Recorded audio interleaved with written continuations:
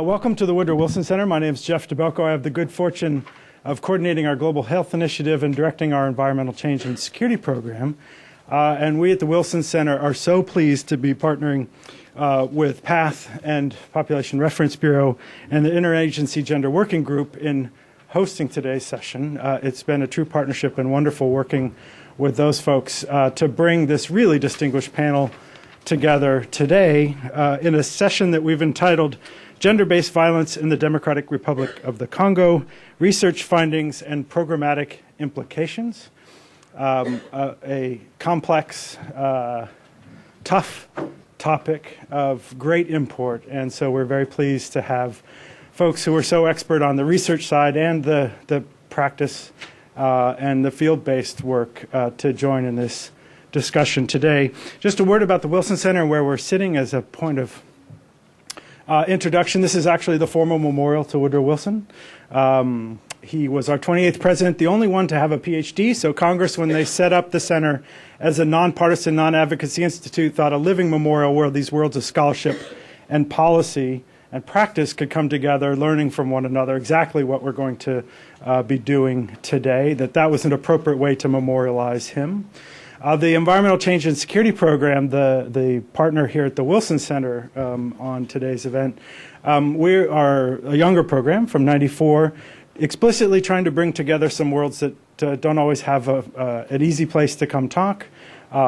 Environment, health, population, development, foreign policy, security policy, obviously including conflict. And so unfortunately for the worse, we hit about every single one of those topics in today's panel.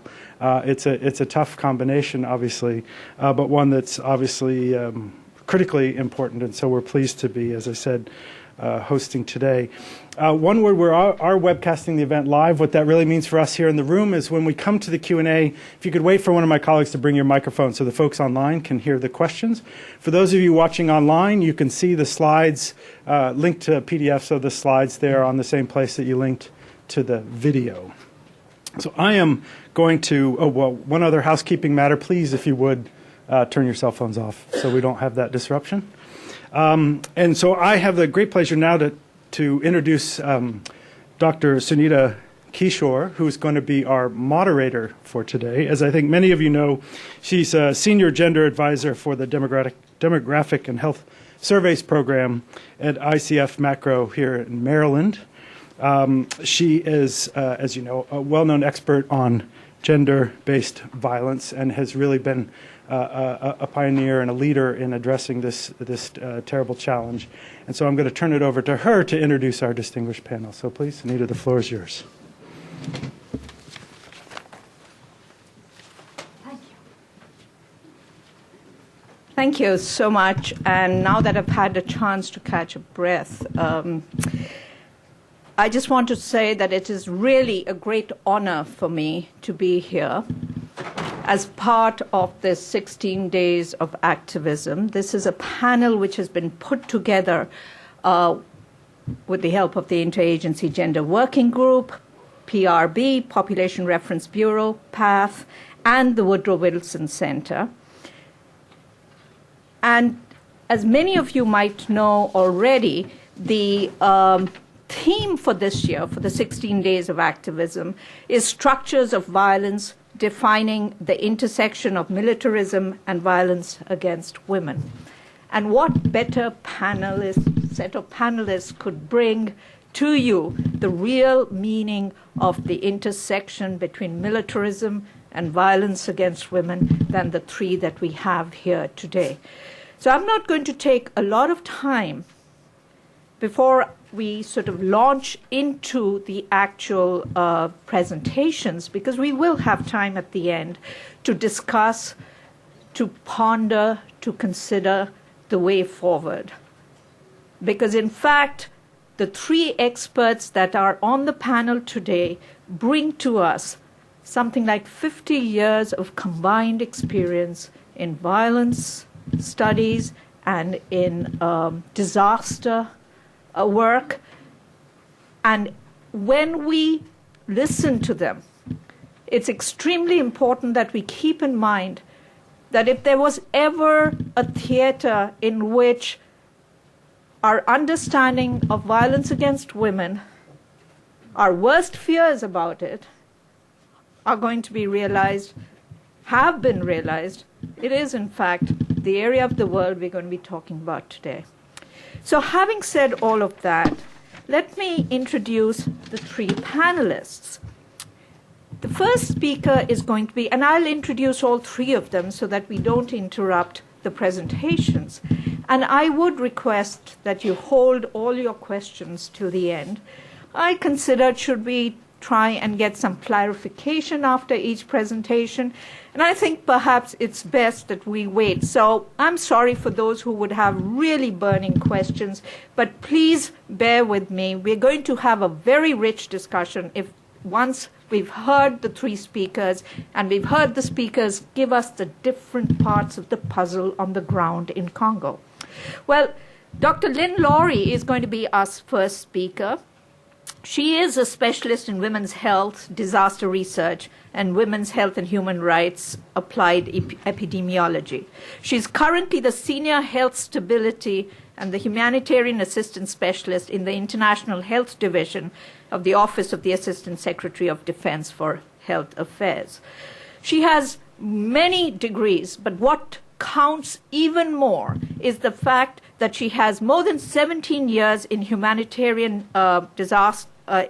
She's worked in various humanitarian disasters, including she's got experience with Afghanistan, Sierra Leone, Iraq, Nigeria, Darfur, Liberia, and more closer to us, Hurricane Katrina, and of course, Congo. She also is faculty at a number of universities. Our second speaker is going to be Heidi Lehmann. Heidi has well over 14 years of experience in Africa, Asia, and the US, and is an internationally recognized expert on violence against women and girls in conflict zones. Her work has taken her to some of the worst conflict zones and natural disasters in recent history, including Darfur. Again, some of the same places because they stand out in the history, in our recent history of the world. Democratic Republic of Congo, Liberia, Sierra Leone, and Haiti. Currently, Ms. Lehmann heads the International Rescue Committee's Gender-Based Violence Technical Unit and leads the IRC's work in key policy, programming, and advocacy issues related to violence against women and girls. She spends over 50% of her time in the field learning from the women and girls the IRC supports and working with staff and partners in many countries where IRC has anti-violence programming. And finally, we're going to be hearing from Nancy Glass. She's an associate professor at the Johns Hopkins Center for Global Health. She, too, has almost 2 decades of interdisciplinary research and clinical experiences addressing the negative health and social consequences associated with gender-based violence and health disparities. She's currently the PI of three federally funded US-based community interventions. She is collaborating with colleagues in the DRC, Ethiopia, and Colombia to improve the health, economic, and social well-being for survivors of GBV. Clearly, we're going to hear a lot about the work that they are doing on the ground, and so I'm not going to continue with these introductions. Let them speak for themselves. Welcome to our first speaker.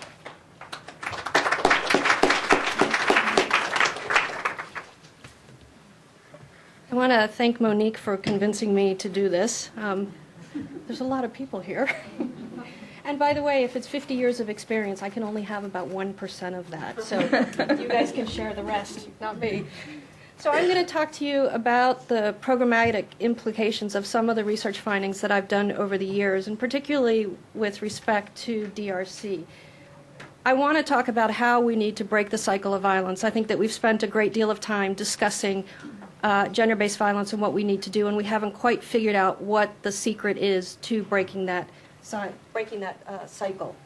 So just a bit of background for those of you who don't know about DRC. It's had continued conflict for over a decade. All of us have either been there during that time, some of those pieces of time. I was there in 1994 and 1997, so I've had some experience there. The international, national, and civil armed conflict has resulted in mass displacement, including widespread sexual violence, and this has been in the news. The problem is it hasn't always been quantified. And despite peace agreements, there was an establishment of a UN mission, and at the time, and when it was first established, it was called a MONUC, and then after it was called MONUSCO recently as it sort of changed and some of the capacity of the country has come about. The UN Security Council actually mandated MONUSCO to develop a strategy to combat sexual gender-based violence. This was then written into a national strategy, and both of those are important to look at whenever you're talking about trying to fix the problem. Sorry. So let's talk about the studies that have been done previously. There are both qualitative and quantitative studies. I'm going to go over this briefly just so you understand. There was a lot of qualitative studies that were done before the study that we did, which was quantitative. Most of these are stories of experiences of individuals. They can also be clinic data. What we have with clinic data is a huge number of underreporting. Again, it's only those who can access the clinic. It's those who actually choose to come to the clinic. And if you look at studies, about 50 to 75% of survivors will not go to a clinic to be evaluated. So you're missing a huge mass of survivors in communities. It also does not necessarily represent the catchment area. Again, it could be only those who can walk to the clinic. We're talking about societies that don't have roads, don't have access to clinics. So you can't even talk about the true catchment area of the clinic. And it also represents those who actually have clinical access control or clinical access, meaning that if there are people within the province who can't access that clinic, you're not looking at those either. There's also focus group data, which again is stories, but stories within a group of people. And some of the problems that you have with that is that there are people who are louder, there are people who have differing opinions but may not express them if they don't feel comfortable in a group. So there's some sort of inherent bias that happens through group dynamics. Now, that being said, qualitative data actually complements quantitative data by adding context. So knowing the number is different than hearing the story. And hearing the story and then giving the number sometimes is enough to move people to do something about that. You have to be careful, though, not to extrapolate beyond your sampling. So you can't say that the 10 people that you interviewed represents all of DRC. Now, that's an extreme example, but again, you have to be very careful in making sure that you understand your limitations of your data. But qualitative is used by advocacy groups. It rallies resources, it brings attention, and a lot of times when you see qualitative studies, you sometimes see these titles that are used to grab attention: the war against, the war of, and many of these sort of outstanding titles. And these can have a net positive effect, but they can also have a net negative effect. By overgeneralizing data for the sake of advocacy, you can miss populations that may not have been represented in your study. Policymakers are not necessarily scientists. They don't necessarily understand the difference between qualitative and quantitative. For God's sakes, it took me forever to figure that out. Resources can be misaligned by making a story that looks really interesting and really newsworthy. You can actually move resources to places that it may not necessarily need to be. And it may not represent the needs of all. Like I said, you can miss groups such as men and boys or ex-combatants. You'll miss other groups that also have an important issue that needs to be highlighted. Quantitative data, there are 3 studies that I know of that have been done in DRC. One is the Demographic Health Survey. One of the problems with the Demographic Health Survey is that the gender-based violence module is directed at women. It doesn't ask men, and depending on where it is, it can be problematic because there may be places where men are actually survivors, and we'll talk about that. The Human Rights Center at Berkeley also did a report called Living with Fear. That was an interesting report looking at justice as well as opinions within the community. They had 1 or 2 questions that they asked about gender-based violence, so they weren't actually able to capture all of the gender-based violence that was there. And then there is our study, which I will be sure to make sure that I tell you the limitations of ours as well.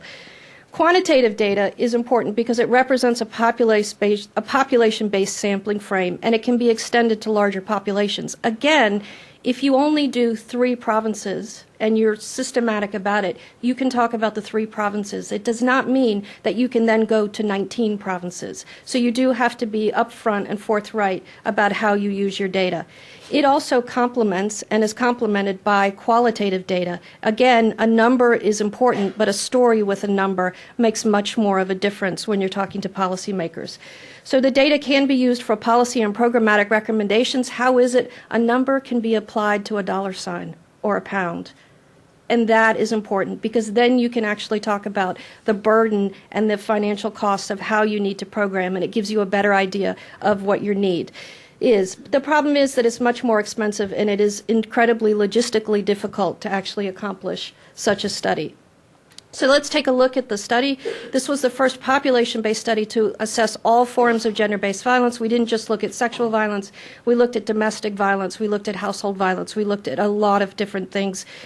We looked at human rights abuses, the prevalence and circumstances of perpetrators, physical and mental health impacts of SGBV, and then we looked at a whole host of other healthcare access, basic needs, etc. Most of these I won't be able to present today, but you do have a copy of the JAMA report that has it in there. The idea was to help MONUSCO and the government of DRC to support their comprehensive national SGBV strategy by understanding where the gaps and needs were, what the community thought versus what the policymakers thought in Kinshasa. And by understanding the context and needs, you can develop and implement more appropriate and more effective programs, and response strategies will be better informed because you have data. So how did we do this? I don't want to spend a huge amount of time going over methodology. You have the methodology in the paper. But it was a cross-sectional, population-based, multi-stage randomized cluster study, a mouthful. Basically, it means that we randomly picked groups within provinces by taking them out of a hat, and we interviewed a subset of, again, randomized houses within that group to represent a larger population. We interviewed 998 households. This was conducted in March of this year over a 4-week period. We used structured questionnaires in Kiswahili, and they were administered by trained Congolese data collectors. And again, some of the languages, some of the more tribal languages, we had data collectors who were specifically able to translate the surveys into that as well. The sampling plan that we were able to do, and to be frank, this was because we don't have a huge amount of money. This study was done on $75,000 total. From 3 different donors, and so you do have to limit where you can go, and we could only do South Kivu, North Kivu, and the Ituri district. Some places we had to throw out, and those are in the paper.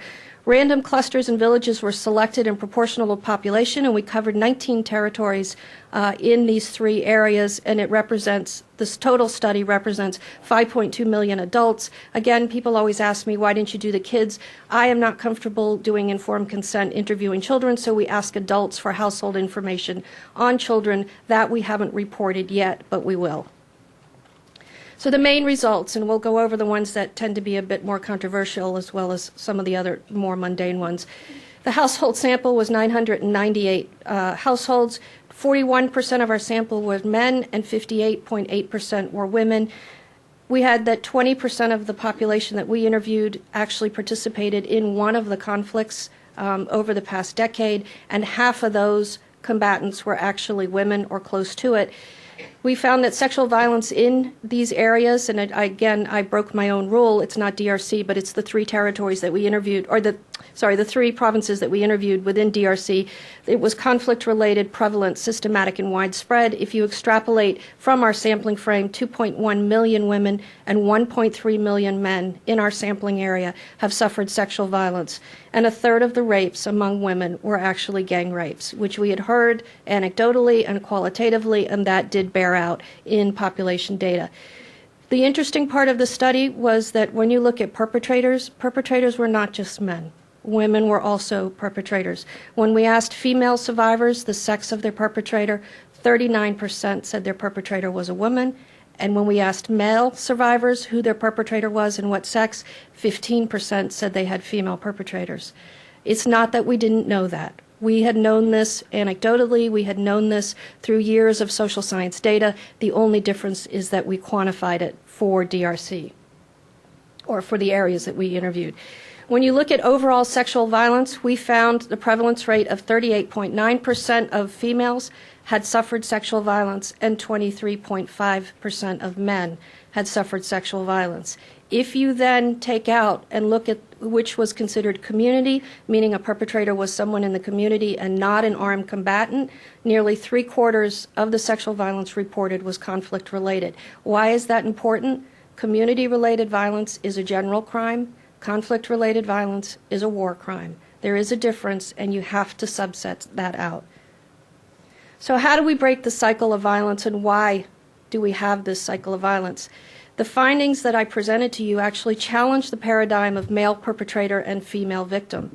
And addressing just male perpetrators is only addressing half of the problem. You do have to address the other half. It also shows that sexual gender-based violence is not just violence against women, and we've known this. If you look at the International Criminal Court, there are women who were prosecuted for sexual violence war crimes and are in custody for that. We also know from social science data that this has been happening since the mid-1970s. Again, the difference is that we are quantifying it here.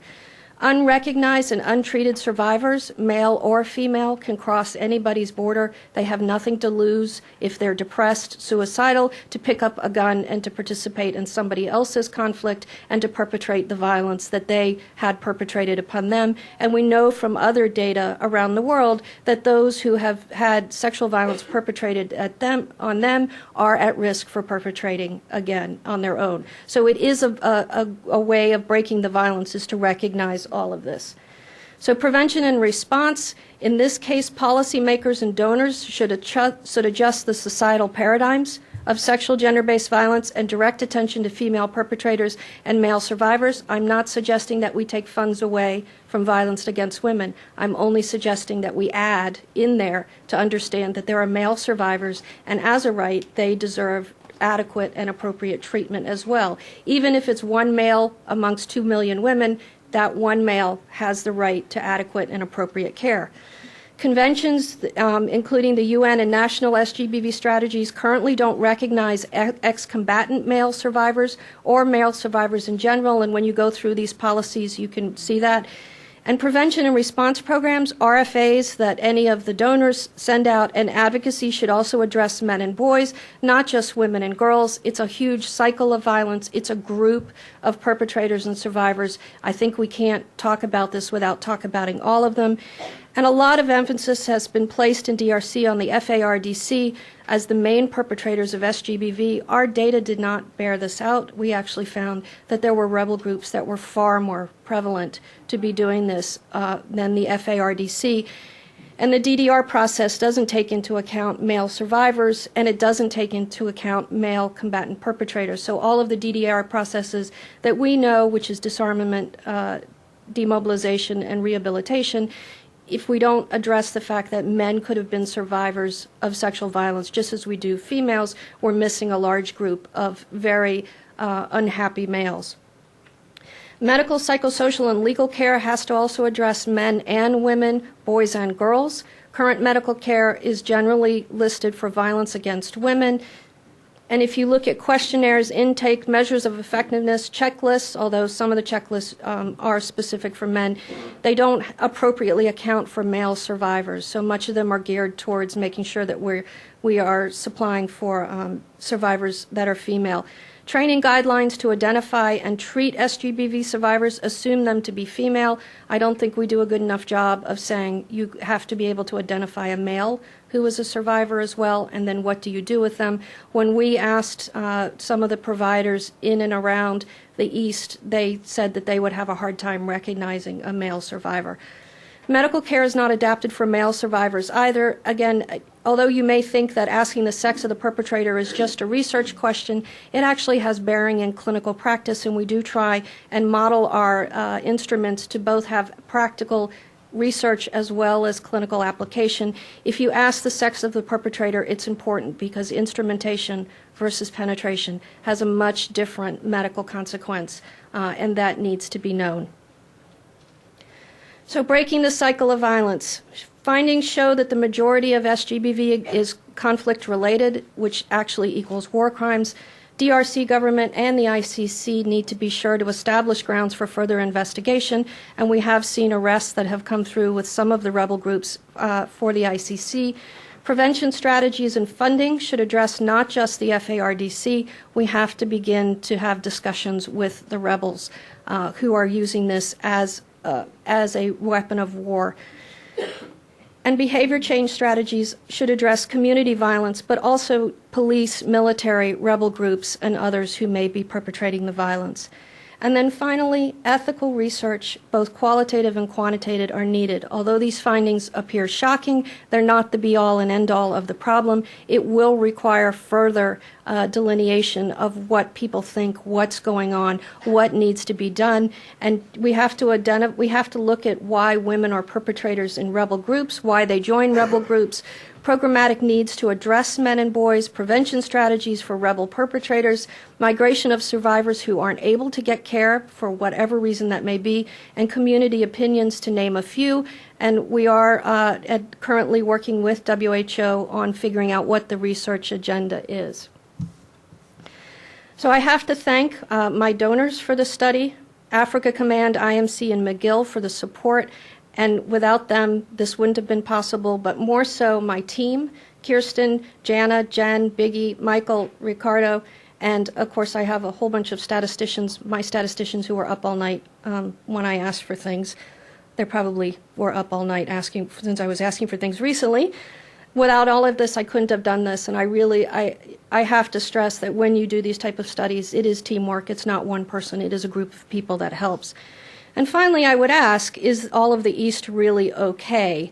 I think we have to move now from gender synchronization, where we're looking at having treatment and group realities with both men and women, to actually addressing the fact that females can be violent and perpetrators, as well as men can be survivors. And we have to be able to ask the hard questions, respond to the answers that we didn't expect, and come up with new methods for finally breaking the cycle of violence. Thank you.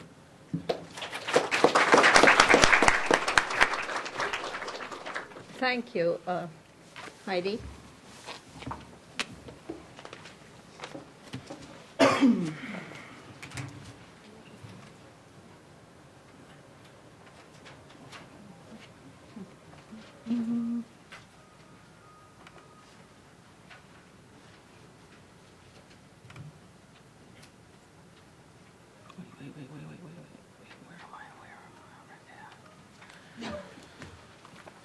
Okay, good afternoon, everybody. It seems like most of you have finished your sandwiches or your cookies or whatever it was on your plate. I hope it was all enjoyable. As you've heard, my name's Heidi Lehman. I work for the IRC, and I do want to also extend my thanks to Monique and all of the people at the Woodrow Wilson Center that have brought together this amazing panel. I'm going to talk about some of the challenges of implementing effective responses to sexual violence in the DRC, more specifically in Eastern DRC. And I'm going to talk about primarily three things. I'm going to talk about what implementing effective responses to sexual violence looks like for the IRC. I'm going to talk about some of the challenges around that, including how do you scale up to meet the need? How do you talk about prevention and response when you do that? And this thing that I'm going to call the challenge of expectations meeting reality. So the issue of sexual violence in conflict, let me just say that the IRC has GBV programs in 17 countries. Many of those programs started in either a natural disaster situation or more commonly in a conflict situation, and have transitioned to post-conflict or recovery settings. So that work informs what we do in the DRC and vice versa. I think the point to stress there and what we've learned, both qualitatively and quantitatively, is that sexual violence needs to be addressed in emergencies. So let me say a little bit about where IRC works. In the DRC, we work in 8 territories across 2 provinces, and Bukavu and Goma, and our gender-based violence programming. I shouldn't walk away from the mic. I can see everybody at Woodrow Wilson Center saying, "Go back to the mic, go back." So we work in that concentrated area there in the Kivus. So what do we do there? So let me frame some of this information in saying that the approach to effectively responding to gender-based violence that the IRC takes in the Congo is framed in what we call a civil society development approach. Our prevention and response efforts are done almost entirely through Congolese NGOs or community-based organizations. We work with seven Congolese NGOs and 40 community-based NGOs. Some of those we've worked with for 2 years, some 6 years. And when I say work with, what I'm talking about is we support our partners with technical support. Okay, what do you do when a survivor walks through your door? We provide partners with organizational support. How do you manage a budget of $50,000? And we provide them with other material support as necessary. So, well, let me tell you just what was on that slide. Come on, you guys, help me out here. Make sure I give you all the information that I came here to give you. So what do we see? In those areas that we work in, we see about 350 to 400 survivors per month.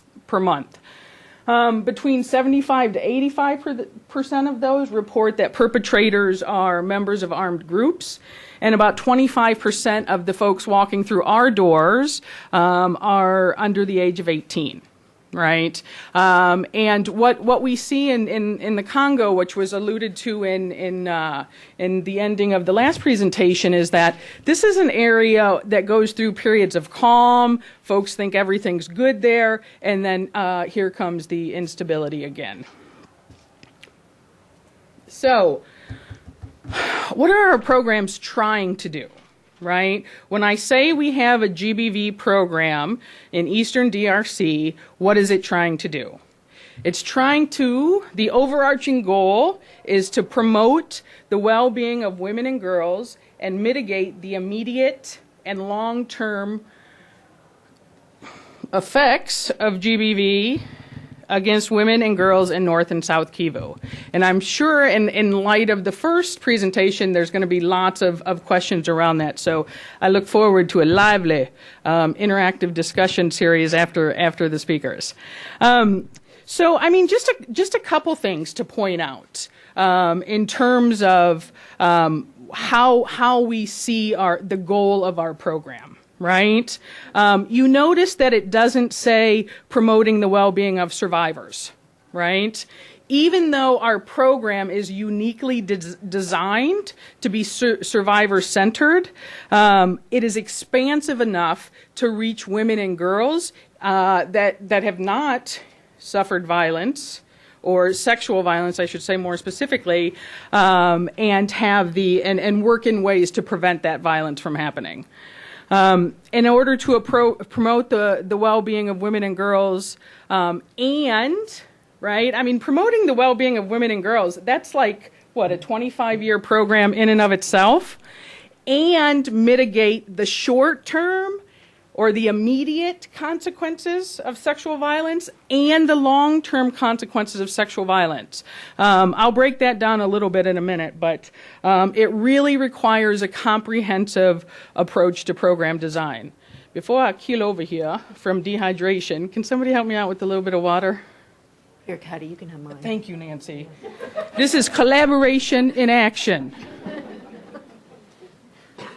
And not virtual. Okay. So that's the overarching goal when we're talking about what do we want to do with our GBV program. So then what does that look like, right? What are the different components of a comprehensive program? Now, when I say that, some of you might think, oh, you're talking about the multi-sectoral framework for prevention and response. Not quite. Okay, we're talking about what we see as the unique components that have to be part of a comprehensive response. And for us in the DRC, that includes 4 things. It includes service provision to survivors.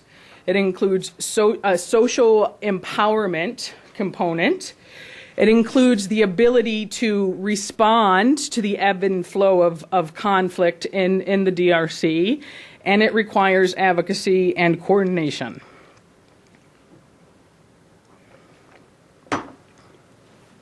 Is everybody with me? All right, I'm glad to hear that.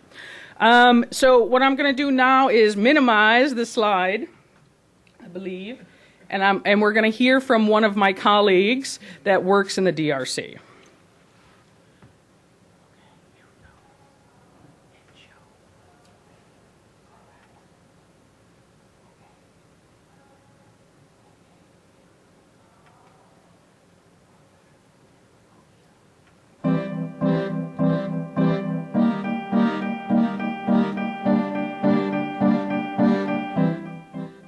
Je suis avec DRC toujours. On m'amène une jeune fille de 13 ans. Cette fille venait d'être enlevée par les forces, les milices dans une forêt. Elle a passé 3 mois dans la forêt. Et dans 3 mois, elle avait chaque jour entre 4 et 6 hommes. Après 3 mois, la fille, très malade, et ses parties génitales déclassées, ces miliciens la chassent. La fille arrive au centre de prise en charge dont j'étais le directeur et chef de projet. Nous la prenons en charge, prise en charge psychologique, médicale. Nous la resocialisons parce que les autres filles, même dans la communauté, quand elles la voyaient, la prenaient pour femme de, je sais pas moi, des miliciens et autres. Elle était stigmatisée, elle était rejetée par la communauté. Nous l'avons prise en charge. Aujourd'hui, elle fait la 5e année secondaire. Elle a repris les études, elle est à l'école. Cela me rend fier quand je la vois.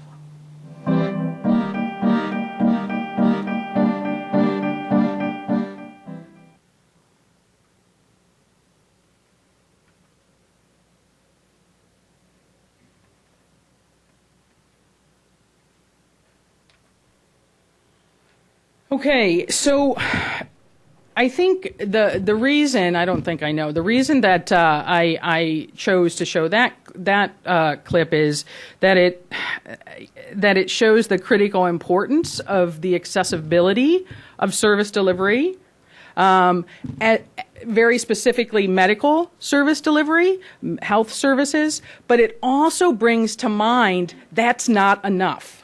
Right? Meeting the immediate consequences is not going to be enough, and brings into play all of these other things, whether it's reintegration, whether it's access to education, that need to come into play when we're supporting survivors.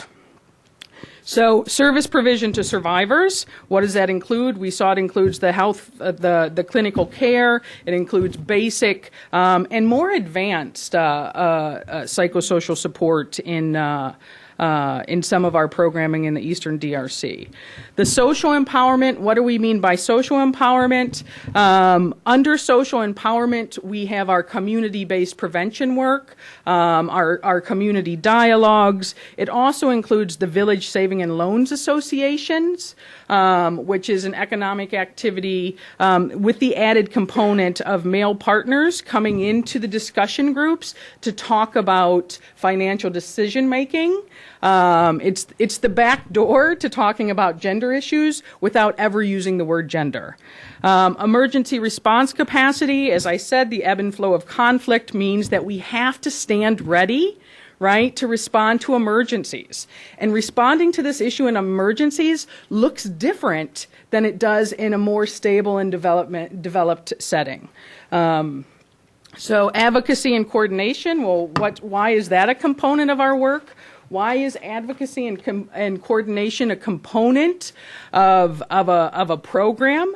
Well, one of the things is that we recognize that a program alone cannot solve all of the problems, especially in the DRC.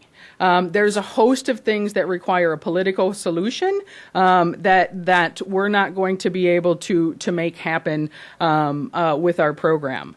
We also understand that we're not going to be able to end the violence if Congolese women and girls are not part of the conversation. Part of our advocacy is focused on getting their voices into a conversation and respected, right? It is their reality. It is their experience, and that should count for a lot. What is not represented up here, but what I'm happy to talk about during the question and answers is the research and learning that we're doing related to many of these different components. So, in a nutshell, there is no nutshell. Let me just tell you now, when you are talking about gender-based violence, there is no nutshell. So let me retract that statement. In summary, we've assisted about 40,000 survivors. We do that in partnership with 7 national NGOs and 40 community-based NGOs. And we've recently introduced this idea of economic activity as a vehicle for social empowerment for women and girls in the Congo. So,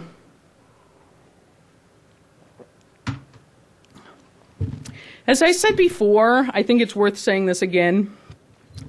Our programs are about more than service delivery, but what I think's interesting is that I'm hearing more and more that we can't just focus on service delivery, and I would say, first of all, we don't. And second, when I hear this just, I always find it interesting, and I have to say with somewhat misinformed. If you think about Jean-Marie and what we heard from him, and if you think about the complexity, right, of meeting the needs of one survivor through just service delivery, I think we really minimize what a huge task it is. And when it's done right, it can mean the difference between life and death. It can mean the difference between a life lived in shame and a life lived as a vibrant and important part of a community. So I think that it is, we need to look at the discussion if it's going in the direction of just providing services.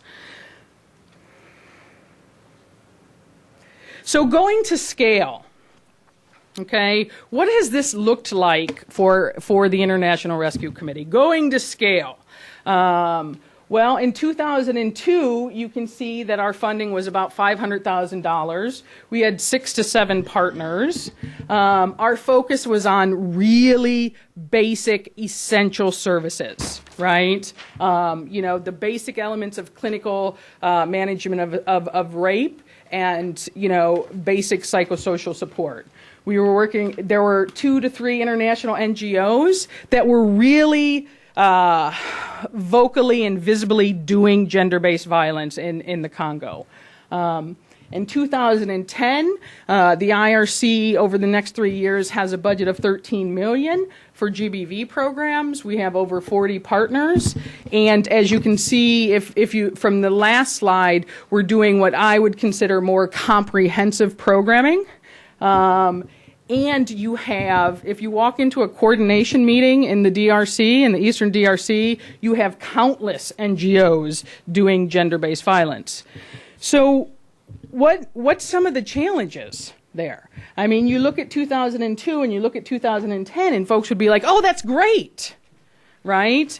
And I think it's worth talking about some of the challenges that IRC has faced in trying to scale up.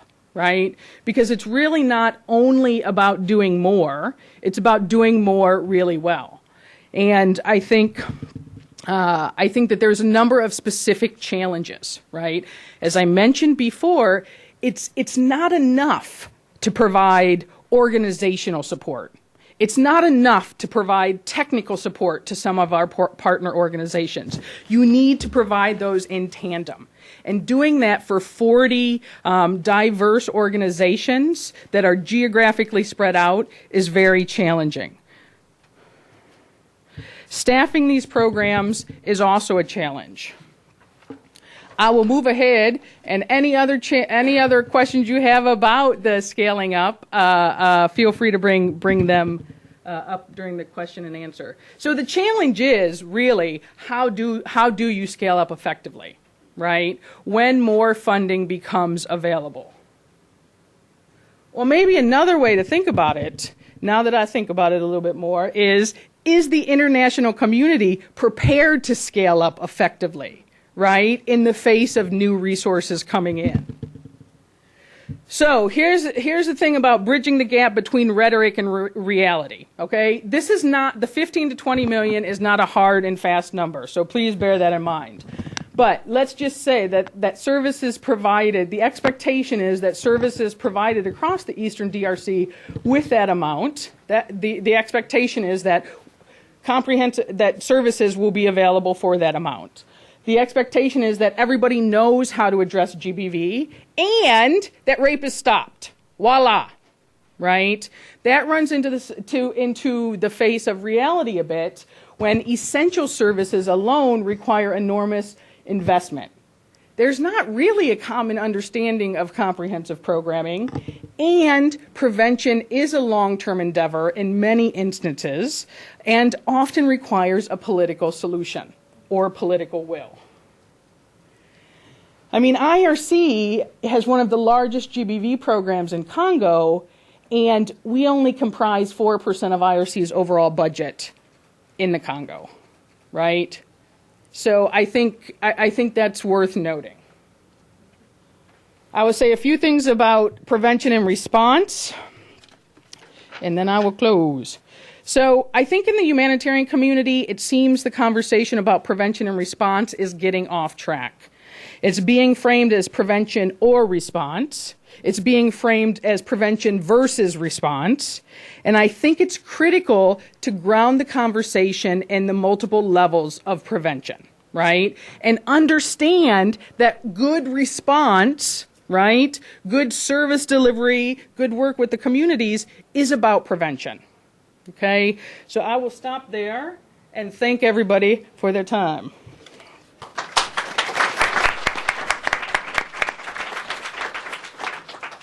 Thank you. And now we turn to Nancy Glass.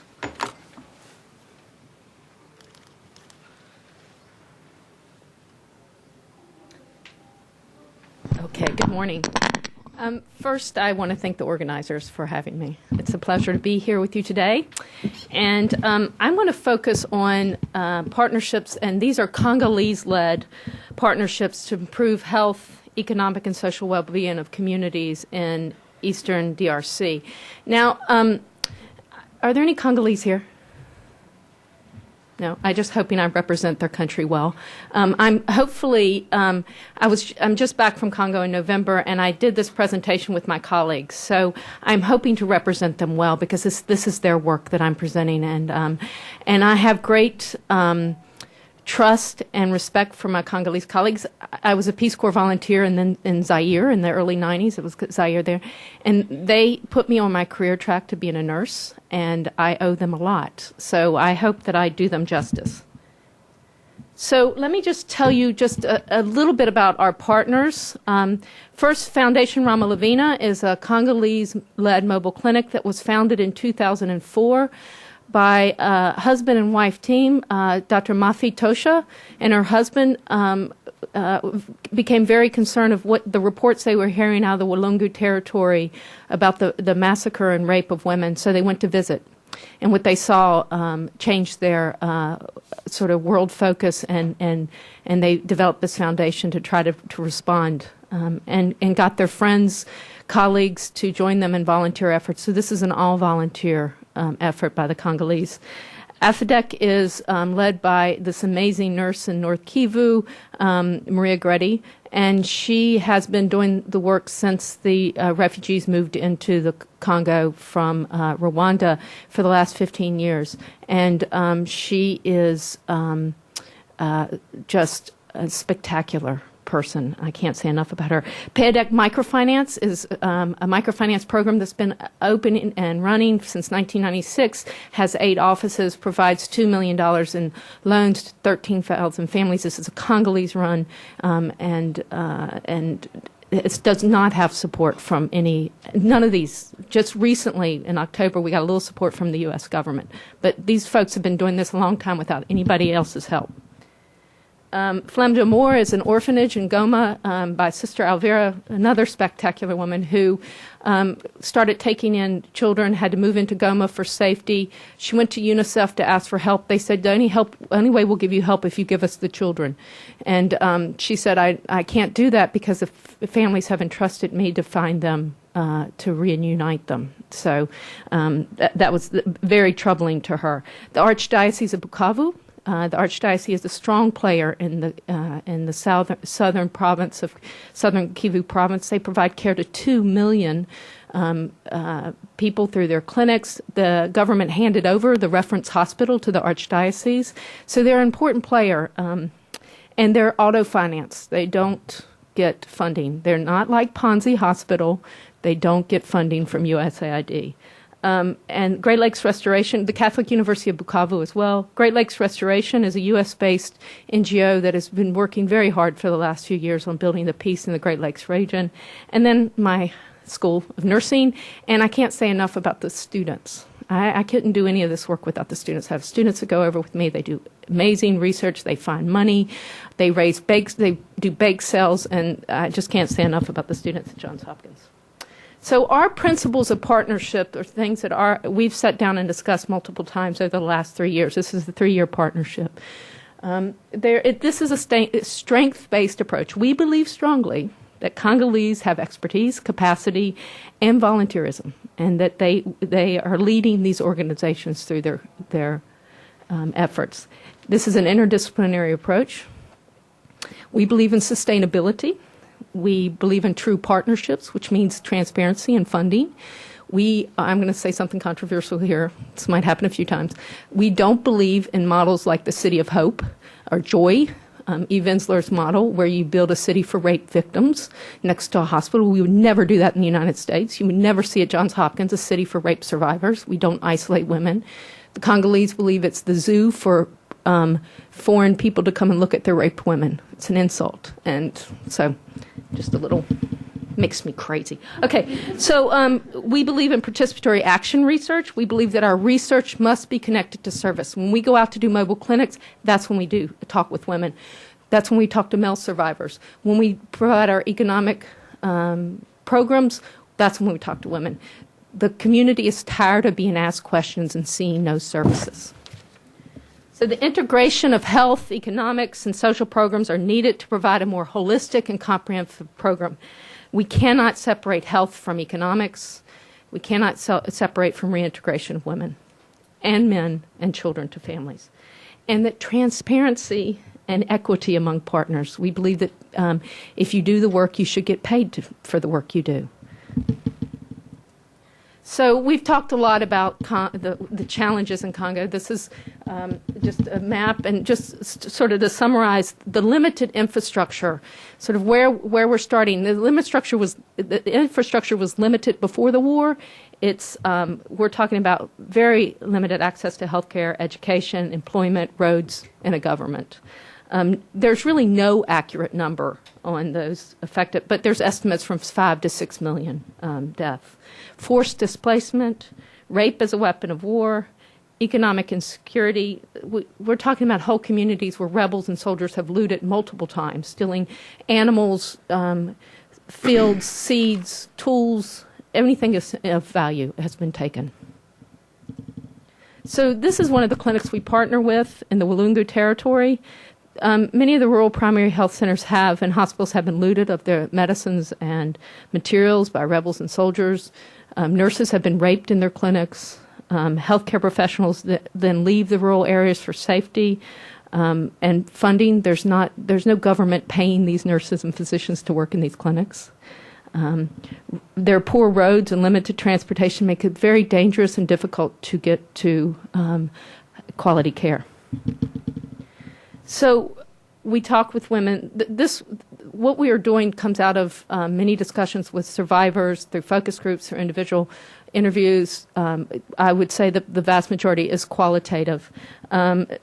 Rape is used as a form of torture, young and old, 3 years old to 80 years old. It destabilizes the family and the community. The raped women and girls can be isolated and rejected, certainly not all, but in the area that we've been working with, the Interahamwe or the Hutu rebels, so a woman comes back from being held captive for 6 months, she may be called the wife of the Interahamwe. They may be afraid of her, that she's now joined the rebel movement, sort of Stockholm syndrome, that now she's a spy for the rebels. So there's a lot of reasons why, and a lot of mistrust. Also, forced displacement has moved communities where you're now living with somebody that's not been your neighbor, and so you don't know who to trust. Survivors, certainly it's very rare for women to have access to care within 72 hours, so post-exposure prophylactics is a rare luxury. Survivors of rape and families are very concerned about HIV and STDs. They're concerned about infertility. They're concerned about the trauma. They see a change in their family members when they come back. They see women who are not as productive as they used to be. They aren't able to work. And the children born from rape can also often be seen as a curse. Not always, but they can be seen as, if something, bad luck, bring bad luck to the family. So the woman may be forced to leave, take her child to an orphanage. So some of the strategies that we've talked about and started with in the work and building on the amazing efforts of the Congolese to really integrate this work is access to affordable health care, including HIV and STD testing and treatment. Mediation by trusted community members towards reintegration of survivors and to the family and community. Economic security. Women and men need to regain their economic resources for the future of their family and their community. And one woman said to me, and this is, I think, very important, she said, stigma is less when you have money to care for your children and your family. So I can be a rape survivor, but if I can support my children and they go to school, that rape becomes less meaningful to my neighbors because I'm a valuable member of my community. So this is when we talk about reintegration of women, we're also talking about reintegration of children. When a woman is sent away from her family, her children go with her. And so those children are more vulnerable to extreme poverty, lack of education, and risk of experiencing violence themselves. So these are two of the most fabulous doctors. This is Dr. Mafi Tosha and Dr. Nina Sifa, and they are out working in the community. When they were working at the reference hospital as physicians. They would work 2 night shifts to get 1 day off to go out and work in the community. These are very committed Congolese physicians and nurses. They provide the mobile clinic services to the Walungu territory. They work in 5 villages. They work with local advocates to reintegrate women through family mediation. They work with the community that's there. They work with the health system there, and they're not trying to take over the natural helpers in that community. They're trying to support and collaborate. And they work through formation and capacity of village solidarity groups. They formed 13 solidarity groups in these communities of 25 members. A key thing is you don't have to be a raped woman to be a member of a solidarity group. So it's a mixture of raped women and women who have not been raped, because it further stigmatizes women if they're in a group of raped women. And a woman came to me and said, "So do I have to get raped to get help?" So we have to start thinking about how we do this work. So I'm just going to give you data. We were there in July with some of my colleagues that are here, and we did 8 mobile clinics in a month and 2 clinics weekly in 2 of the villages. So we saw 128 different women. Certainly the majority were sexual violence survivors. That's because most of the women in these villages have been raped or experienced some form of sexual violence. The majority of survivors were 20 to 59 years old. And this is very important because we started to ask, okay, where are the younger women? Why aren't they coming to the clinic? So we went and found some younger women. We asked them, they said, well, we can't come to that clinic because our future mother-in-law might be sitting there. And I don't want her to see me. I don't want her to think I'm raped or I was promiscuous. So now we're talking about how do you provide adolescent clinics so that girls aren't at risk for. 52% of the survivors were caring for 5 to 8 children in their homes. Some were their own children, some children they brought in from neighbors or others. 29% of the women reported that they had no income. The others were working in the field, sometimes rented fields, sometimes their own fields. 11% of the women and their children were abandoned by their husband or family. So 11% is significant, but there are a lot of families that are accepting women and children back in, and we need to really talk about those families and how do we help those families, and also how do we use those skills to help other families. And the vast majority of the women that we were working with this past July were raped 3 years previous, but 31% had never sought health care, never had access to health care. This is 30 miles from Bukavu. I heard last night by John Carson, the ambassador to Congo, that $900 million has been given to Congo. How can we not be providing services 30 kilometers from Bukavu? And they're not getting services. I mean, we might say that they're services. I've been there for 3 years. I've never seen any other people out there but this mobile clinic. So 26% of survivors report 4 or more male perpetrators. We do ask, I have to say, I have a tough time believing that 41% of women who are raped by women. I've been there for a long time. My colleagues have not seen it. So I just have not seen that. I believe it happens. I think 49% might be high. No survivors reported receiving any justice intervention, none. Women reported feeling all the things you would expect them to feel. Very low rates of suicidal ideation. Much of women talk about their children. The future is their children. They have to get their children back in school. And then the physical symptoms are nothing, would not surprise you. These are some of the foundation. I'm riled up. So the foundation is doing amazing community education. Here they are. Before every clinic, they talk about HIV. Because we're doing HIV testing, they want to bring women to talk about it. They're also working to bring the men to the clinic. We have very few. It's just like in the U.S. The men don't go to the health clinic. So how do we get the men there? How do we get the men to take antibiotics that we sent home for STDs? I mean, these are the challenges that we have, and we really need to think about how do we do this. This is one of their community fields where they're rebuilding the economics of the community.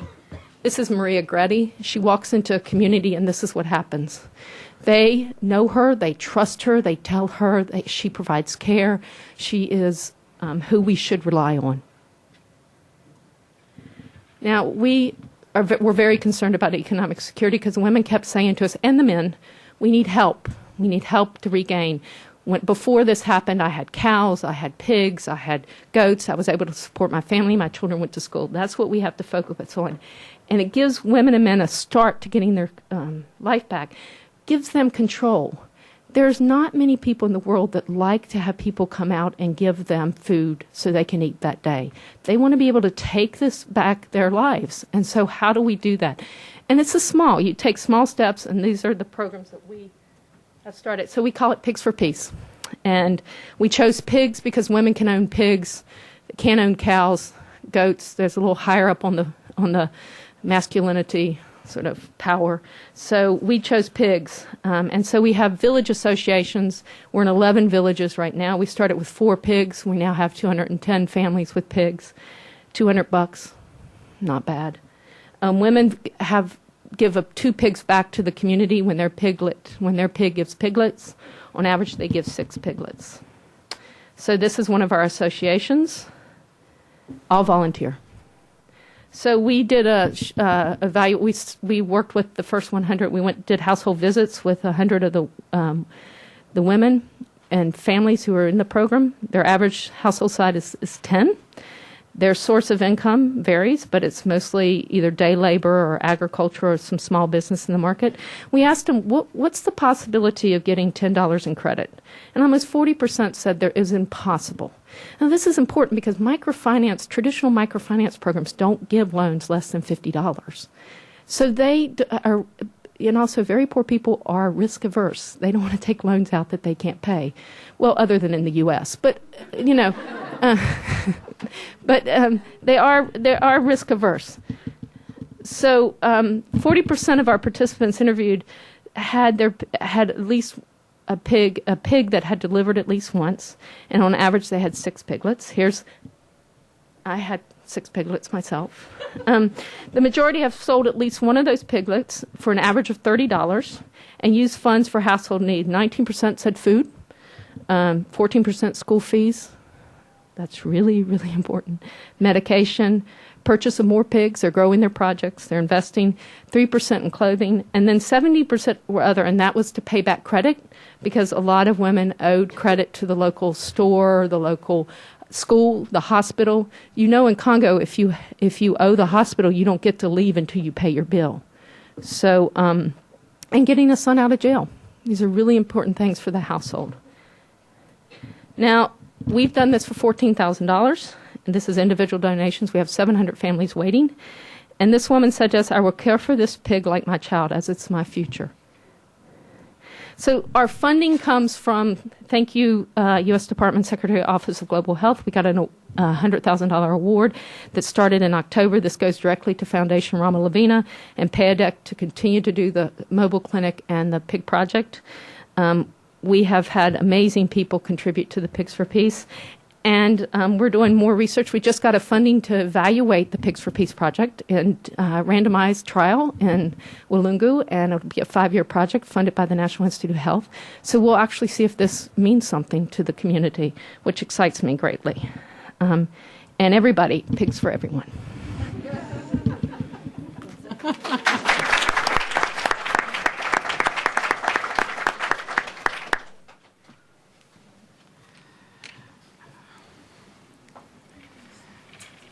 Well, sometimes, well, actually, every day one is joyful but for the fact that we were lucky enough to be born somewhere where there isn't a conflict of this sort. It could have been us. And keeping that in mind, I think it's extremely important that we look forward to try and understand what steps need to be taken to meet the challenges on the ground, which we have heard so much about and so well, and which are also deeply felt.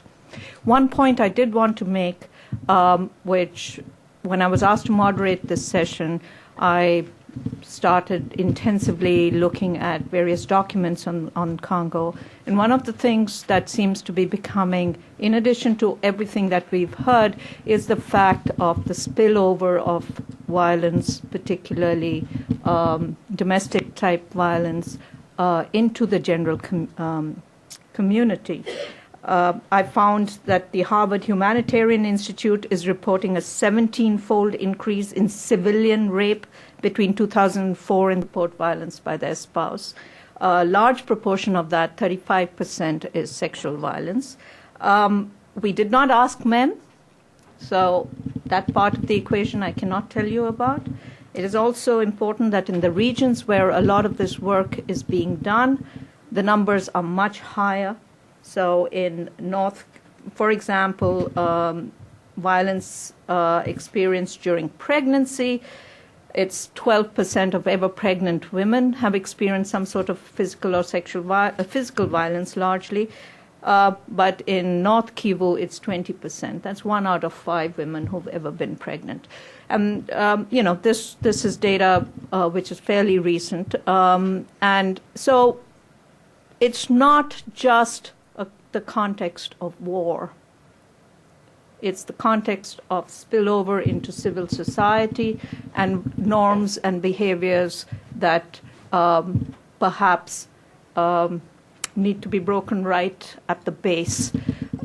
And I'm going to now sort of, I guess, open it up to start a process by which we discuss the way forward and try and piece together all of the pieces that we've heard about.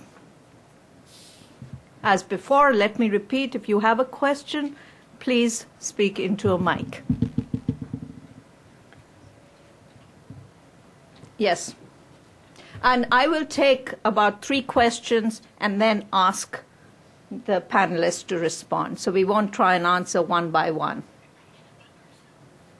Hi, I'm Kara Christie with USAID. And my question is probably primarily for Heidi, but also interested in comments and thoughts from others.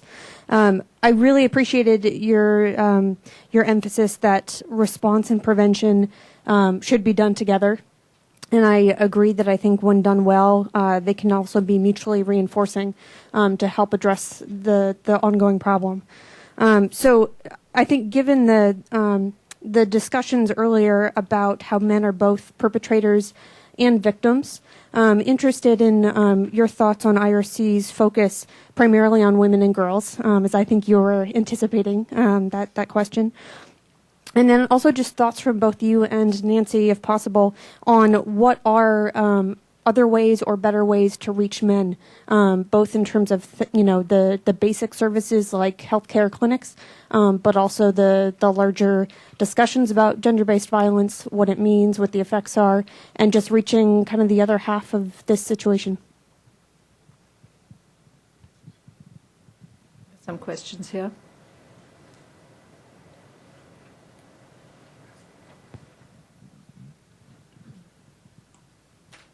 Hi, Elavi Ndura Wadrago. I'm a professor at George Mason University and a fellow here at the Woodrow Wilson International Center for Scholars. Thank you for talking and researching this very critical and obviously emotional topic. I come from Burundi, so I'm next door to, I saw Lake Tanganyika there, so I'm right across from Lake Tanganyika in Bujumbura. And then, previously to that in the villages of Burundi. Thank you for integrating research and service. I won't say any more about that, but it's critical. That's how I structure my own research. And also thank you, Dr. Lowry, for making peace between qualitative and quantitative research in such an easy way to understand. My question is, these devastating problems that have been going on for decades and don't seem to go away anytime soon. I'm an educator, an education researcher, so I need, my question is, how can we use education to further the prevention of gender-based violence? From your experiences and from what you have learned in DRC? Yeah, please. Hi, Matt Kerwin, Department of State. I have a question for Dr. Lowry. A couple survey questions that I'm interested in. So why conduct the survey during the rainy season when some areas are more inaccessible? And then what is the potential that the problems are even more graver than you presented, given the fact that some villages weren't accessible and that some villages were inaccessible due to security reasons? And then finally, if you can give a little more insight into the funding issues that you encountered for Maniema. Thanks. Why don't we answer these three while others think about what they want to ask and discuss. Let's start with Nancy. No, well, I think it's going to the pig lady.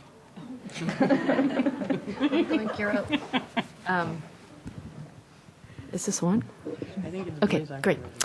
I think back to the question related to engagement of men and services for men. I think it's very important to recognize, and I think we have not done a good job of recognizing that men are victims of sexual violence. And one of the things that the mobile clinic has been doing is through the services provided has been working to identify men. So, for example, we talked with a group of women community health workers, and we said, in your estimation in this village, how many men have been victims of rape? And they said 200 at least. And when we asked the nurse, he said 40. So we said, well, where are those men? And they said, many have fled the community because of such shame. When a man's raped, he's turned into a woman. and two women can't live in a household together. So he's no longer able to live with his wife. So, this is devastating to the man, it's devastating to the family. So it's critical that we do more in training clinicians on how to screen, assess, reach out, identify this as an issue. The challenges we've had, too, is when women do come to the clinic, is getting their husband's treatment as well. When we find out they have sexually transmitted infections, how do we get the medication to the men? And the men often say, well, it's just like what they do here. It's not different. I don't have symptoms. Why should I take this medication? Or they become violent and accuse her of infidelity. So it's a risk. So, this is the stuff we talk about a lot. How do we do this? And we talk with the community health workers, and we talk with the male leaders. And they give us examples like, okay, well, we have men's groups that are trying to do microfinance, just like we have women's group. We need to engage them. But we also need to engage men and women together. We can't keep this separation. They need to be engaged in part of the solution, not always seen as just the problem. So I think that these are discussions that we continually have, and the Congolese are debating it. How do they do this within very, very strict rules of how men and women, the roles in their communities. So I think we have to continue to have them engaged in the process, and I just don't know the complete answer. We'll keep working on it. So IRC's programs, I guess in essence, I think a couple things. We have, IRC developed a tool called the Clinical Care for Sexual Assault of Survivors, and in recognition of the fact that there are male survivors, I don't think that is ever in question. I think we have a very specific tool that we use and include services to male survivors. I think when we talk about why IRC focuses their programs on women and girls, I think there's a couple reasons for that. First of all, based on our service delivery experience, based on over 15 years of experience with GBV programs in conflict settings, and the resources that we have, that is the population that needs to be focused on. Right? When we talk about violence at every level, whether it's the community, whether it's the state, it is disproportionately impacting women and girls. So we design our programs with them at the center. Having said that, I think it is important to note that there are male survivors out there, and we need to think about meeting everyone's needs. I think we need to be cautious in terms of the data that is being generated, and I think, because it is a significant recommendation to shift the paradigm to look at as females as perpetrators in a place like the Congo. That's a couple things. In terms of better ways to meet men, I mean, IRC has been struggling with that. We've been struggling with that for years because we understand men are part of the solution. Right? But it is amazing the power of patriarchy in terms of how quickly they come to dominate the issue if we don't keep women front and center. So I think it's important to note that. I think it's important to say, how do you engage men?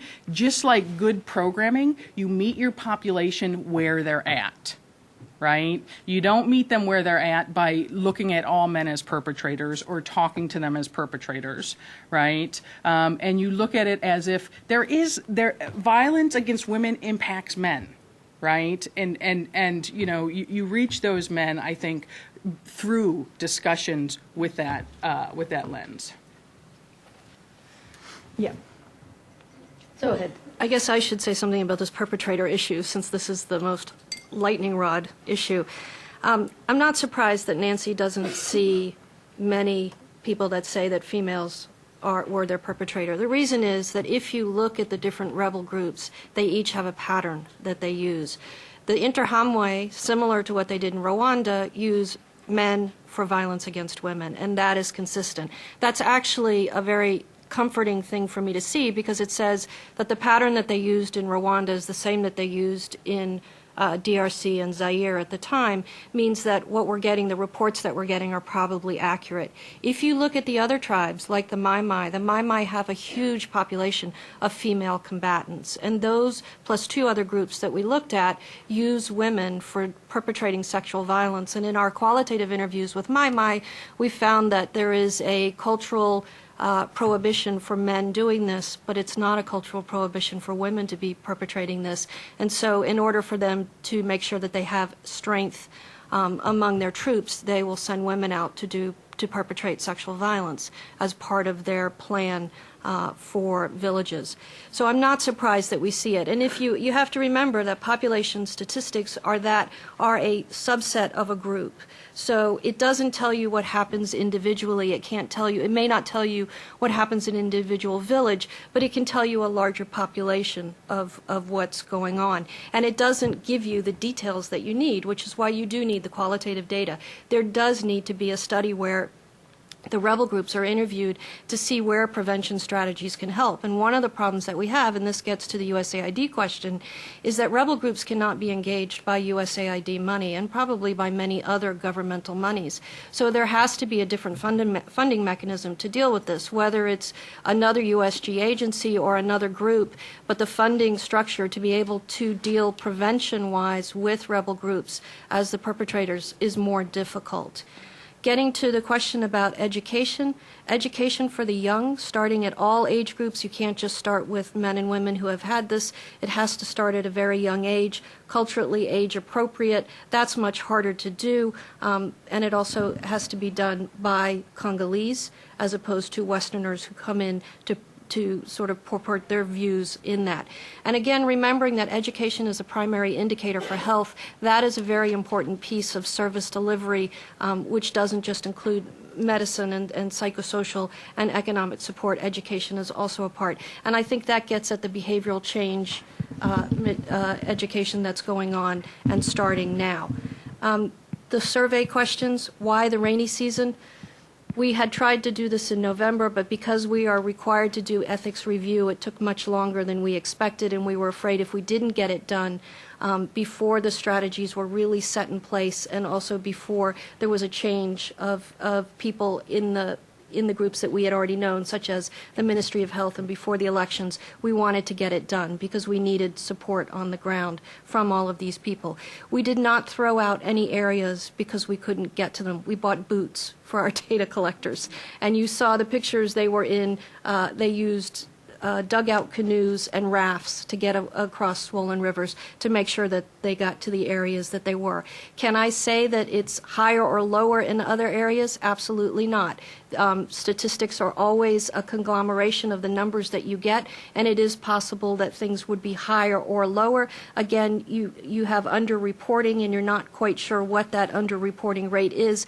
But what I can tell you is that generally gender-based violence or sexual violence, when you ask the question, you're more likely to have people that aren't going to tell you than you are people that are going to exaggerate it. So it's likely that our answers are definitely, or our estimate is underestimated.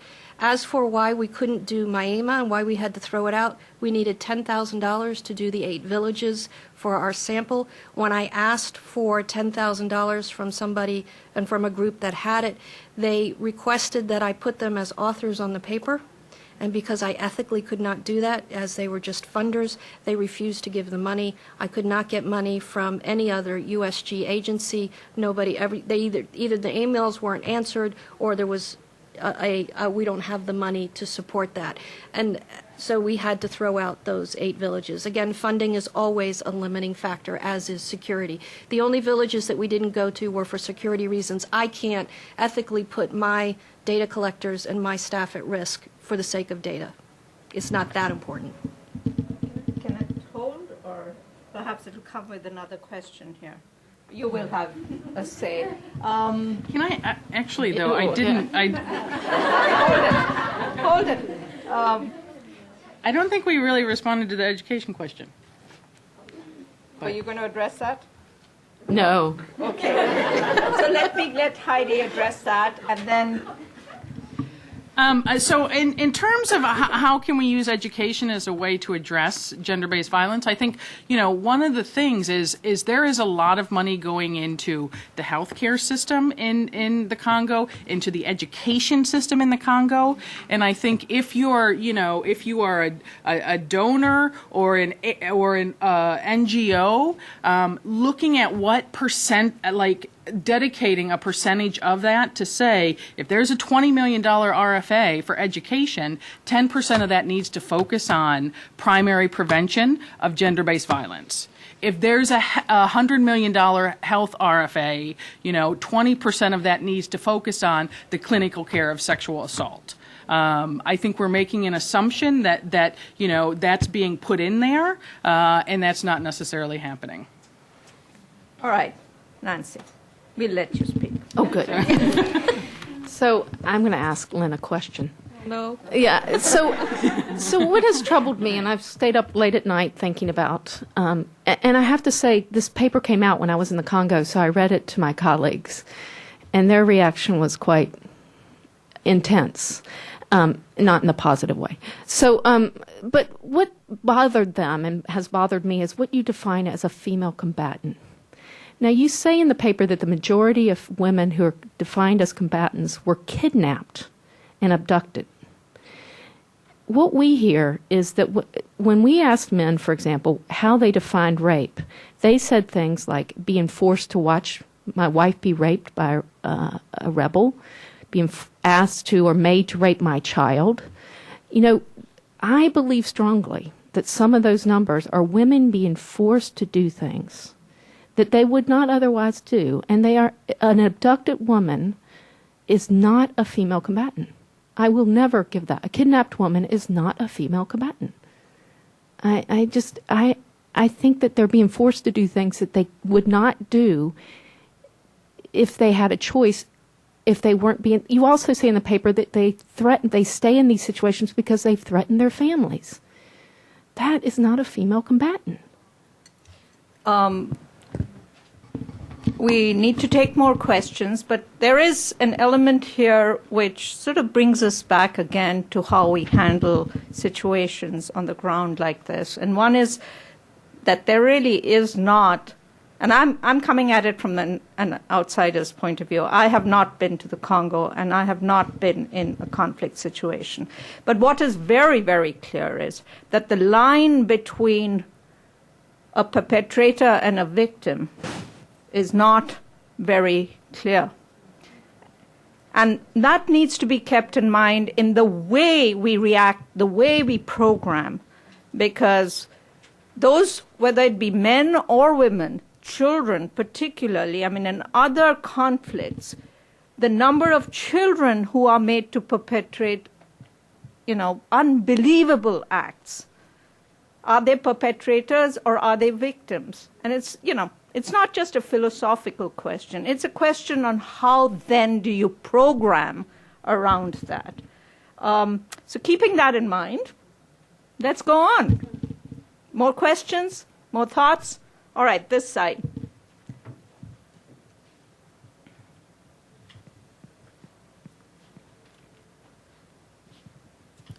Hello. You said when your data... Can you introduce yourself, please? My name is Shifa Mwesije. I work with the Observer, and I'm from Uganda.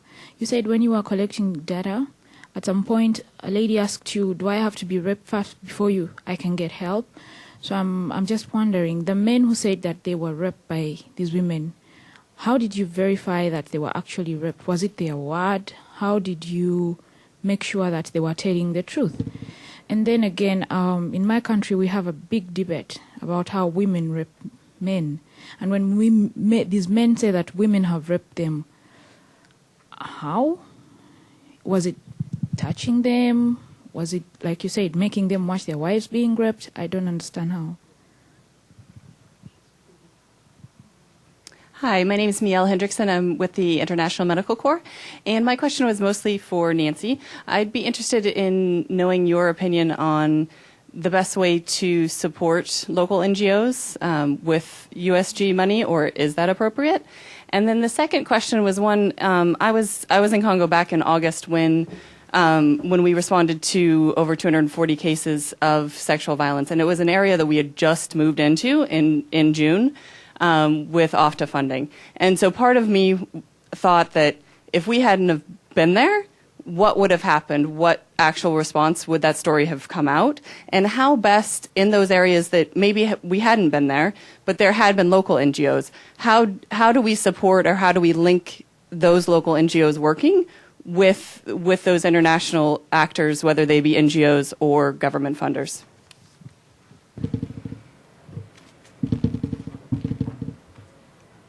Yeah, my name is Brenda Zulu. I'm a journalist from Zambia. My question is, I would like to know how you deal with the lawlessness in Congo, corruption. Because for us journalists, it is the most, it is an area which is very, very difficult for us to operate. It means you need a lot of money if you have to go into the Congo and maybe come out with a report. And then I would also want to find out what is the missing story from the Congo. What have people not heard?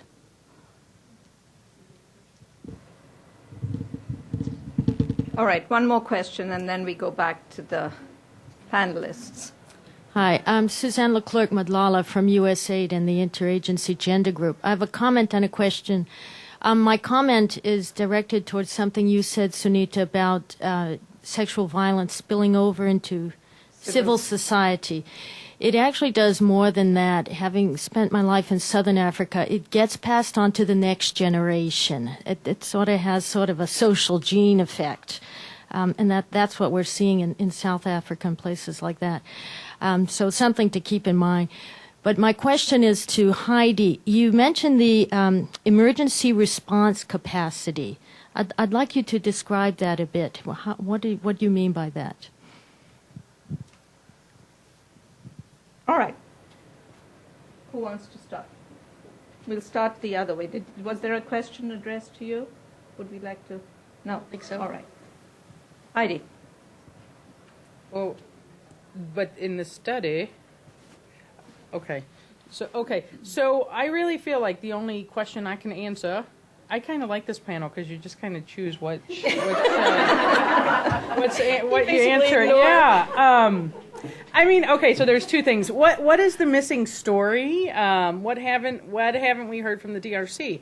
I mean, I was just out in the DRC a couple months ago, and what comes to mind is we work with this women's group called CFK, and we said, look, we've worked with them for years, and they were talking to us about this project they wanted to do. They wanted to do an advocacy campaign, right? And we're sitting there talking to them, and we thought for sure it's going to have to do with something around sexual violence or something like that.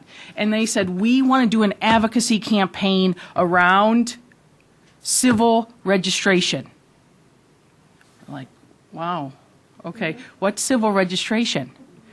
And civil registration is basically going down to the magistrate or to the courthouse or whatever the thing is to get a marriage certificate, right? Why? Because if the husband chooses to divorce them, it gives them some standing, right, to have some rights, right? So and that's nothing, right, that many of the international NGOs would ever think about. But it's something that has such a direct and immediate bearing on their life. So, what's the missing story? I think the missing story is still about women and girls in Congo. Really, the only thing we think about when we think about women and girls in Congo is friggin' rape. And so that can't be the whole story. So I think that's one thing. The other thing is the emergency response. Basically, what that means is that we have staff that are very specifically trained, right, and how to go into a situation where there's recent instability, do an assessment, take with them supplies, whether they're the appropriate drugs or whatever, and that staff that have been very specifically trained around standards, around emergencies, and can be easily and quickly deployed to get these things started at the beginning. Okay, so I'm just going to address the missing story for me is there's very little that's ever written about the amazing Congolese work that's being done voluntarily with, there's no international agency that's behind them. They see a need and they respond. Corruption-wise, absolutely. As in the United States, there's plenty of corruption in the Congo. It just comes in a different way. How I think that we've been successful and is our partnerships. And in the way we do partnerships is I got nothing. I don't have money. I'm not coming to the village with money or goods. We're with the Congolese groups, and they say, we want to help. This is your village. Tell us what your priorities are. This is what we can do. We have a mobile clinic. Would you be interested? That's how they do it. And they talk with the community leaders. They talk with the administrative leaders. They get permission to be in that area. But they don't go, they're very clear, and the first thing they say is, we don't have anything. And this white person here doesn't have anything either. But what we can do is provide a mobile clinic, or we have a microfinance program that we'd like to talk with you about. But it requires investment by the community. And so can we talk? So that's how we start the conversation. And I think that needs to be discussed. And the things that my colleagues have taught me is you don't create a need. You don't need a vehicle. You don't need a motorcycle. You don't need an office to start a pig project. So, you can do these things without having this huge infrastructure. It's an idea. And then it will grow. And then maybe one day you'll need a motorcycle, and then you'll write a grant for that. But you don't have to start with all that. So that has, that's sort of the opposite of what we talk about. We need $5 million to do this. So that has been great help to me. And so I think those are the untold stories about what they're doing with nothing. And Emile, thank goodness you guys were there. We were there the week before. And the UN knew this was happening, and they would have denied it unless you guys had called them out on it.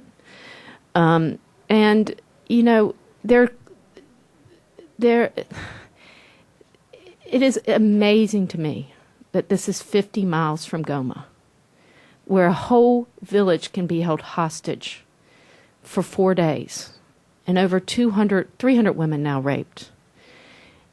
And we knew it. And we didn't stop it.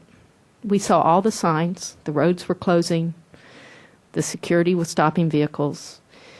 And it would have gone unnoted if IMC hadn't been working in that area.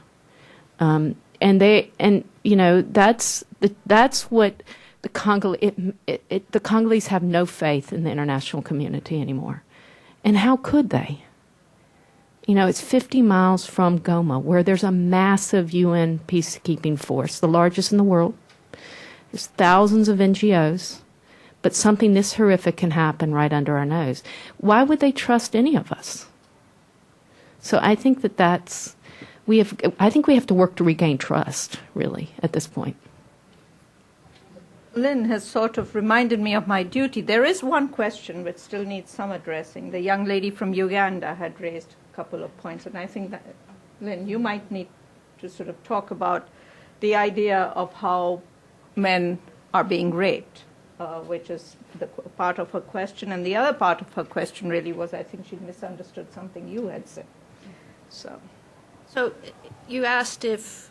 why don't you speak about your definition? Right. So of our definition of sexual violence is what is considered internationally accepted. So rape is rape. It has to be penetration, and that it's penetration, mouth, anus, vagina, whatever. It's penetration. That is rape. There are other sexual acts: unwanted touching, molestation, forced undressing, being stripped of your clothing. These are all considered sexual violence. And to say that one person's experience with sexual violence is less than someone else's is something that's not for us to determine. The person who comes to care, if they report sexual violence, and the fact that it is stigmatized in many areas and it is very difficult to talk about, I find it hard to believe that someone would lie about it.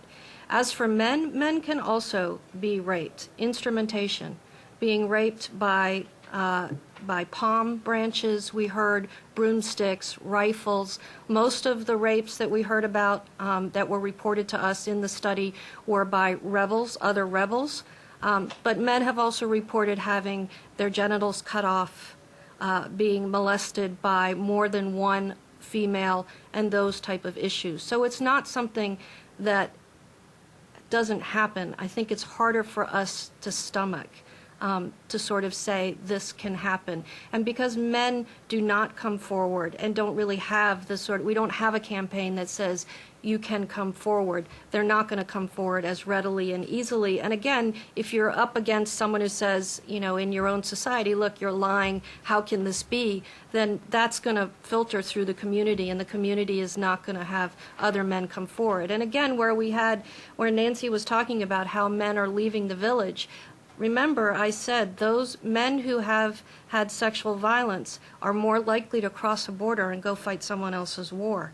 And so we have to be very cognizant of the fact that by not addressing men and taking them seriously and addressing their issues, that it is a cause of instability.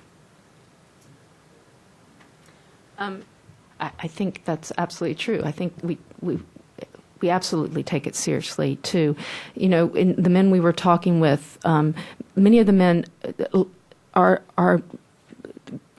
trying to. They're going to sell products to the mine, so they're they're carrying cigarettes, they're carrying other things to sell, and they're often attacked on the road. At least the men we were talking to, and they're raped, and everything's stolen, and they may get back to their village or they may not. So I was talking to a man, and I said, well, you know this is dangerous, but men still do this route, you know. And he said to me, look, you know, watch your children starve for 2 days and tell me you wouldn't do the route. And so I think that part of the issue, too, is about economic development, again, in the communities, so that the men aren't needing to take that route to sell goods that far away and great risk to them. Women say there's been such a huge focus on rape in the DRC, rightfully so, but to the loss of services for other women that haven't been raped, healthcare services. There hasn't been as much funding to just basic healthcare, reproductive health, HIV prevention, all the things that we know need to be done for women, family planning, so that many women are frustrated because they feel like they can't get services unless they say they're raped. And I, for one, don't believe that men or women wake up rape. There's nothing to be gained. In most cases, they're stigmatized. They're rejected from their families. It's just not been my experience. I believe that the men who report rape have been raped. They absolutely are traumatized. The women as well. So that's not been my experience. I'm sure it does happen. It's just not been my experience. All right, more questions. This will be the last round of questions, and we'll take just 3.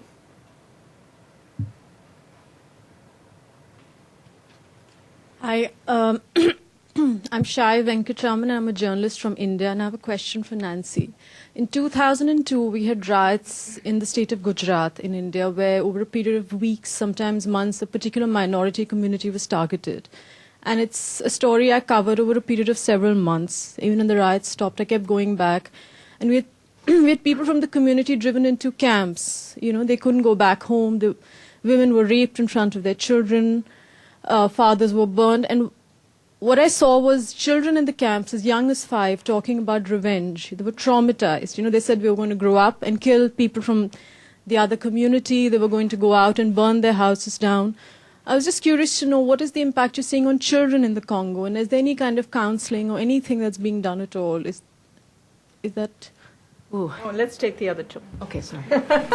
This one she loved. Yeah. Okay. I love them all. Next, yeah. Hi, I'm Elizabeth Rowley, independent consultant and also associate with the Center for Refugee and Disaster Response at Johns Hopkins Bloomberg School of Public Health.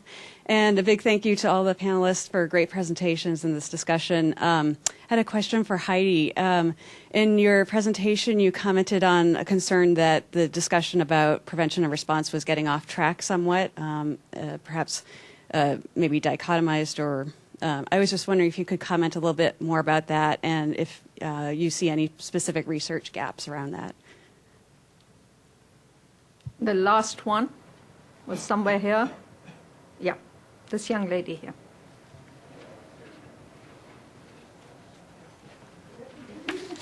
Oh. Hi, I'm Alex Vu. I'm from Hopkins as well. I have a question for Dr. Lynn Lowry, and this pertains to what's your definition of perpetrator? As Sunita has already mentioned, there's a thin line between what is a perpetrator and what is a victim, or rather survivor. And then, does your assessment, is it able to differentiate between what is, if a person was forced to carry out the act, or was it a willful? Since she's been patiently raising her hand, we will take the question. Besides, Well, we've got to have the last word here, right?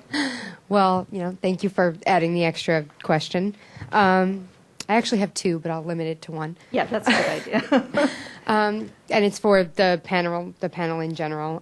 Considering you now have all had, field experience on the ground work in Congo, and that gives you a very unique perspective of what causes this conflict, what issues are involved in the conflict.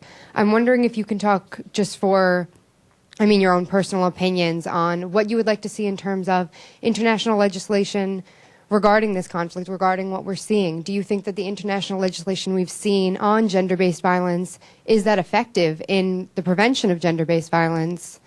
Or do we really need something much more definitive, much more, strengthened in order to see, a greater international participation in the prevention of violence?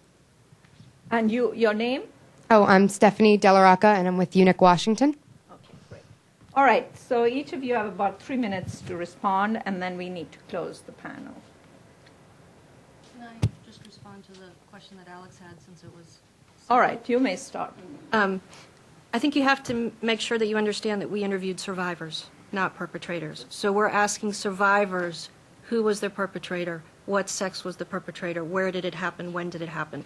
So I can tell you nothing about perpetrators. That is a study that needs to be done, and that needs to be done within rebel groups, and this is more of a difficult issue of who really needs to do that study, and obviously it's qualitative. It would be very difficult to do quantitatively. As to whether it's a question of perpetrator, if you're asking a survivor who did this to you, we're not asking them whether they did anything. We only ask them who did this to you. So again, we're asking them who was your perpetrator for your violence. And many of them reported, 3 and 4 and 5 and 6 different rapes over the last, 15 years or so. And that's actually is something that keeps coming up when people are discussing this paper, and it's being discussed. And that is that the denominator, look, I'm a numbers person, so the denominator is really not perpetrators. So we don't actually know what proportion of perpetrators are female. So, that's something to keep in mind. Yes, in this study, in a sample, representative sample of 900 odd individuals, several survivors said that their perpetrator was female. A significant proportion, almost half of them, said that their perpetrator was female.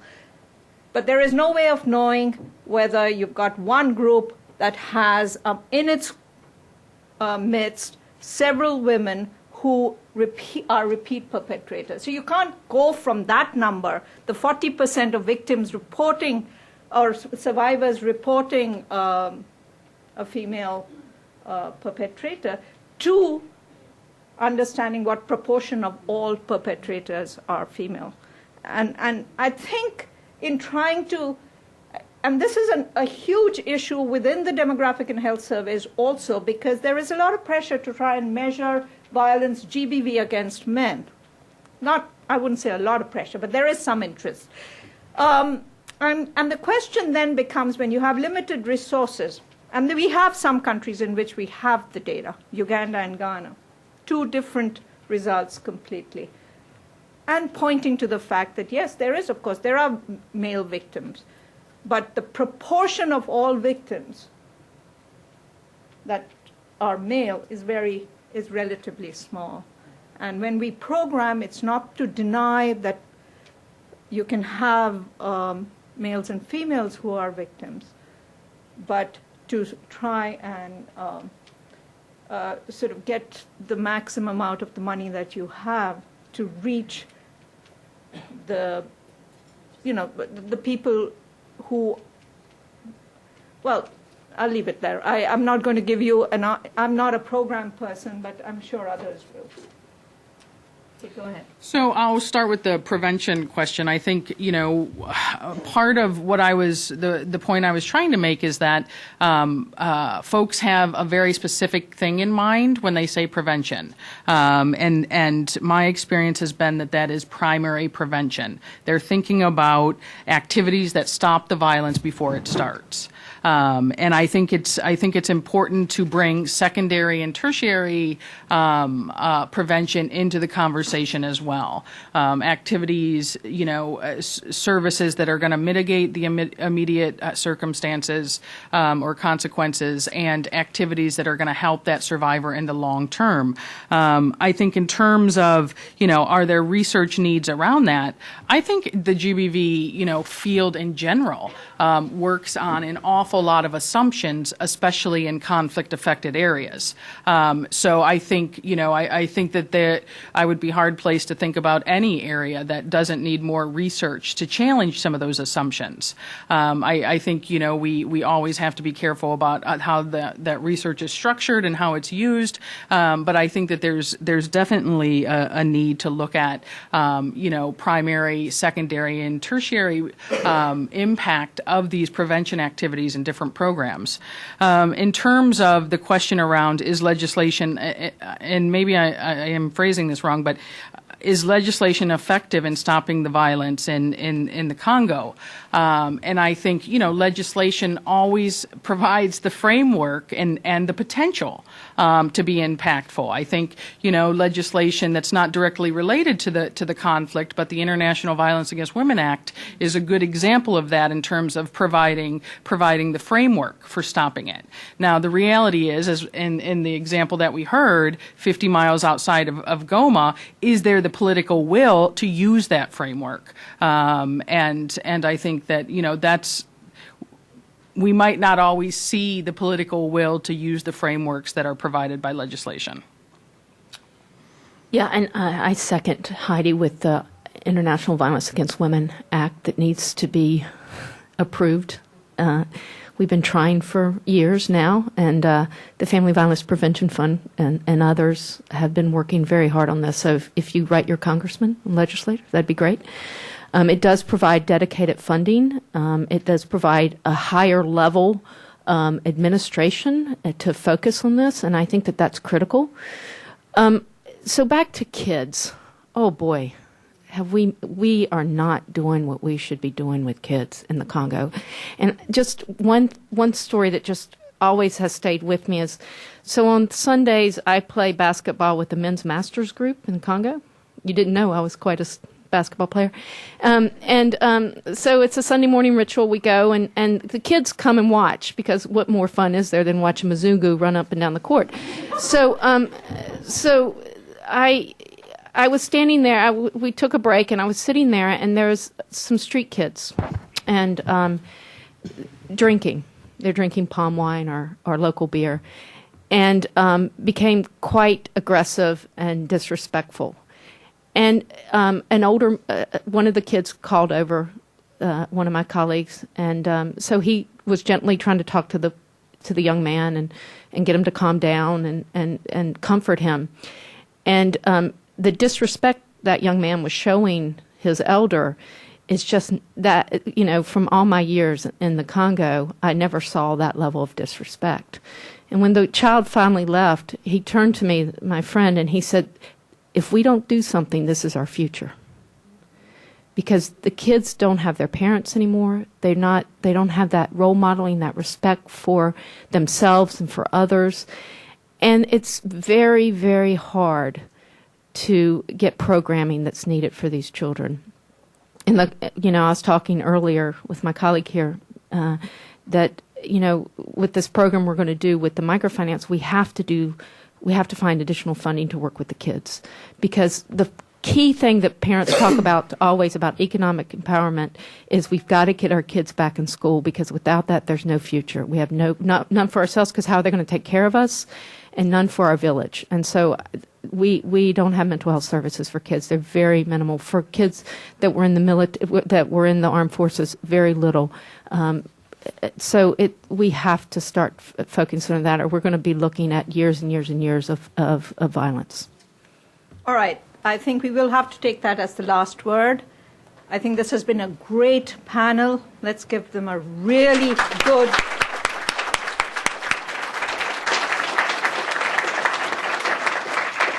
And there's so much passion, and there is so much understanding, and I hope we can harness that to at least make some progress in the problem. Thank you very much for being a great audience. Thanks.